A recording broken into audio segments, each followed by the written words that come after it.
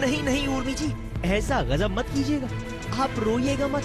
अगर आपने एक बार भी जोर से रो दिया तो यहाँ मौजूद हर इंसान के कान के पर्दे फट जाएंगे।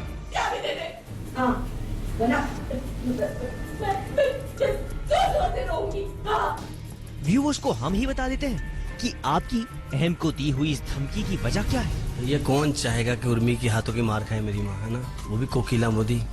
और भी जब देखो पीटती रहती, तो मैं भी चाहता हूँ कि मेरी माँ को सुकून की, चैन की, अच्छे से नींद आए, सोए, रेस्ट करें। क्यों? पर मैं जानबूझ के थोड़ी मारती हूँ, मैं तो पागल हूँ, मेरी याददाश्त चली गई है, इसीलिए मैं मारती हूँ मैं उसे। हाँ, आप रोने का कितना भी नाटक कर लीजिए, लेकिन मुझे कोई फर्क नहीं पड़ेगा और मैं अपनी माँ को मुंबई लेके जाऊंगा। दरअसल अहम जी का अहम टूट चुका है और अब उन्हें अपनी माँ के चरणों में ही सारी दुनिया दिखाई देती है। तो इसी दुनिया यानी अपनी माँ को ये जनाब अपने साथ मुंबई ले जाना चाहते हैं। कहीं ना कहीं वो बर्दाश्त नहीं होती चीजें कि यार मैं मतलब इतना हर्ट कर चुका अपनी माँ को कि मुझे खुद भी शर्म आती है कि और हार्ट अटैक भी आ चुका है। हार्ट अटैक आ चुका है उनको, मतलब वो सारी चीजें करने के बाद देन रियलाइज कि यार अब मैं कुछ ना कुछ तो नाज़िक एटलीस्ट उनको अपनी जो उनका दर्जा माँ का वो तो दे सकूं। कोकिला भक्त उर्मी को जैसे ही ये बात पता चली, उन्होंने कोकिला को कमरे में बंद कर दिया और बाहर से ताला लगा दिया।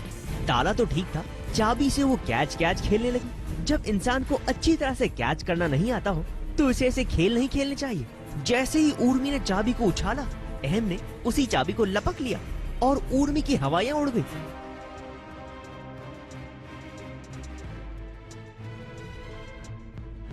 चाबी दे, मेरी चाबी दे दे, वरना मैं और जोर से रोऊंगी। चाबी दे। अहम को रोकने के लिए उर्मी जोर जोर से चिल्लाने लगी, लेकिन अहम वो भी उन पर भड़क गए।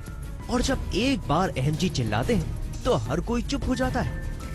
मैं तुझे ये ताला नहीं तोड़ने दूंगी। हाँ, मैं कोकिला को तुझे अपने साथ नहीं ले जाने दूंगी, वो यही रहेगी मेरे साथ, समझा? फैसला कर लिया बस।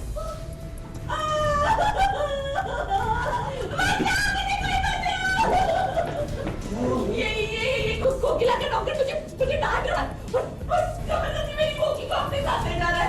अहम ने उर्मी के सामने बंद कमरे का ताला खोल दिया और उर्मी कुछ नहीं कर पाई। आखिरकार अहम कोकिला के कमरे में दाखिल हो ही गए। अब कोकिला जी अहम के साथ मुंबई जाएंगी या नहीं, ये आपको जल्दी बताएगा सास बहू और बेटियां।